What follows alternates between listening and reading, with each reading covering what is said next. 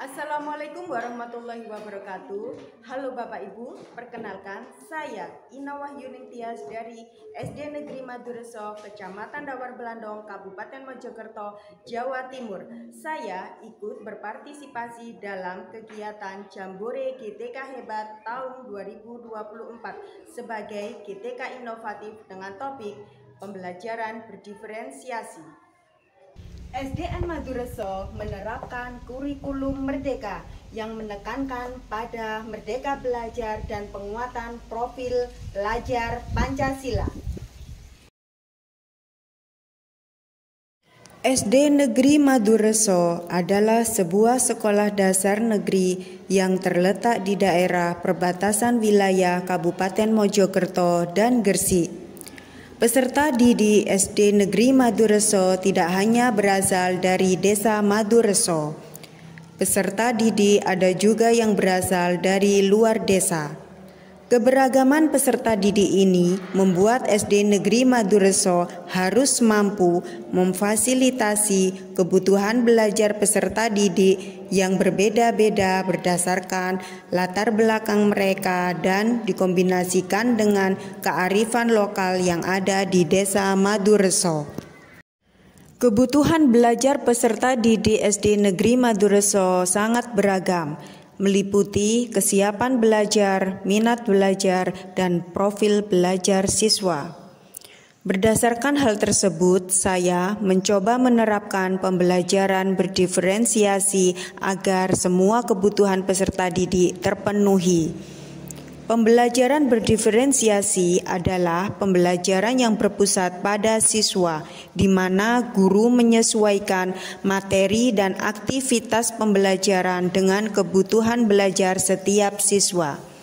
Melalui pembelajaran berdiferensiasi diharapkan akan menggali potensi, minat, dan bakat yang dimiliki oleh peserta didik. Adapun strategi pembelajaran berdiferensiasi diantaranya, yang pertama adalah diferensiasi konten, yang kedua adalah diferensiasi proses, dan yang ketiga adalah diferensiasi produk. Dalam upaya peningkatan kualitas belajar melalui pembelajaran diferensiasi kali ini, saya menggunakan pembelajaran berdiferensiasi yang berfokus pada produk. Sebelum melaksanakan pembelajaran berdiferensiasi, langkah awal yang saya lakukan adalah melakukan asesmen diagnostik. Yang pertama adalah asesmen diagnostik kognitif yang digunakan untuk mengetahui pengetahuan awal peserta didik dalam suatu mata pelajaran. Setelah melakukan identifikasi yang pertama, saya memperoleh hasil dengan 3 tingkat pemahaman, yaitu belum paham, paham sebagian, dan paham utuh. Kemudian yang kedua adalah saya melakukan asesmen diagnostik non-kognitif yang digunakan untuk mengetahui apa yang menjadi kebutuhan belajar siswa. Setelah melakukan identifikasi kedua, saya memperoleh pemetaan kebutuhan belajar siswa yang terdiri dari gaya belajar visual, gaya belajar auditory, dan gaya belajar kinestetik.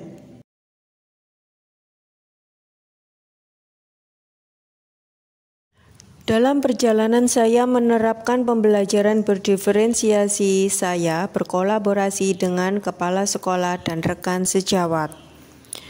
Dalam melakukan identifikasi masalah melalui refleksi diri, wawancara dengan kepala sekolah, teman sejawat, ada beberapa tantangan yang saya hadapi. Antara lain, yang pertama, kebutuhan belajar peserta didik yang beragam berdasarkan latar belakang yang berbeda, sehingga saya harus berusaha menyesuaikan materi dan aktivitas pembelajaran yang sesuai dengan kesiapan, minat, dan gaya belajar siswa. Yang kedua, peralatan media pembelajaran yang berbasis teknologi yang masih terbatas, sehingga hanya menggunakan buku sebagai sumber belajar.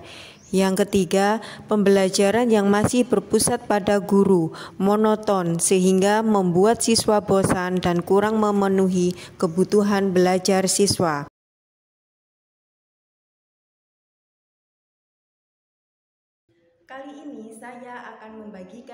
video pembelajaran berdiferensiasi dengan media pembelajaran interaktif.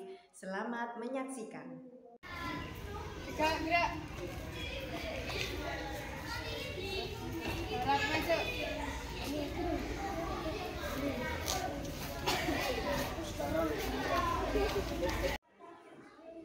Siap, gerak. Setelah memasuki kelas, saya meminta salah satu siswa untuk memimpin doa sebelum memulai pembelajaran. Setelah itu, saya mengecek kehadiran siswa. Sebelum ke pembelajaran, saya juga mengingatkan siswa tentang kesepakatan kelas yang sudah kami sepakati bersama di awal masuk kelas 5. Setelah itu, saya mengajak siswa melakukan ice breaking, yaitu tepuk semangat, dengan tujuan agar siswa menjadi lebih bersemangat dan siap mengikuti pembelajaran. Kemudian, mengaitkan dengan materi pembelajaran sebelumnya, dilanjutkan dengan menyampaikan tujuan pembelajaran. Setelah itu, saya menggunakan diferensiasi konten untuk menyampaikan materi pembelajaran. Di sini, peserta didik sangat antusias sekali saat diputarkan sebuah video rantai makanan. Selain menyaksikan video pembelajaran, mereka juga bernyanyi dan bermain peran bersama tentang rantai makanan. Setelah menyampaikan materi pembelajaran, saya menerapkan diferensiasi proses, di mana saya membagi siswa berdasarkan hasil tes diagnostik menjadi 3 kelompok, yaitu kelompok visual, auditory, dan kinestetis. Dalam setiap kelompok telah saya siapkan materi dan tantangan sesuai dengan kemampuan dan gaya belajar mereka. Untuk kelompok visual, telah saya sajikan sebuah gambar ekosistem dan rantai makanan yang terjadi di dalamnya. Kelompok visual mendapatkan tantangan membuat diorama rantai makanan. Untuk kelompok auditory, diputarkan sebuah lagu rantai makanan, kemudian kelompok auditory menyanyikan lagu tersebut bersama-sama. Setelah itu, mereka ditugaskan membuat bagan rantai makanan berdasarkan lagu yang dinyanyikan.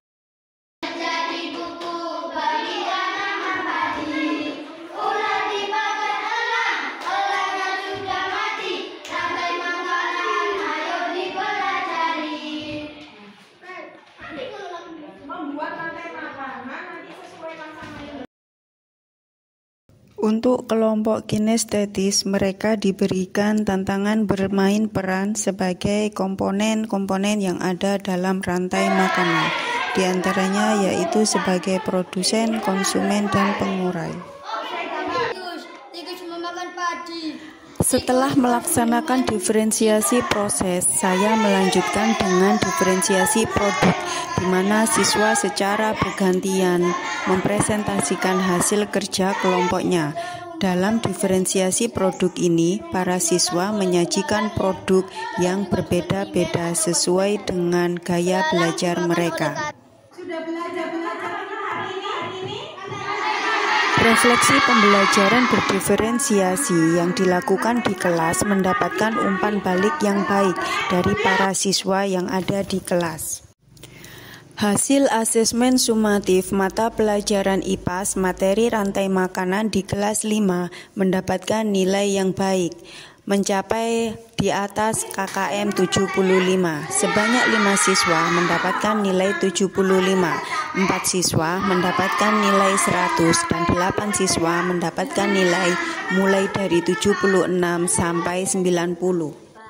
Saya sangat senang sekali belajar IPAS tadi, karena saya bisa bernyanyi sambil belajar.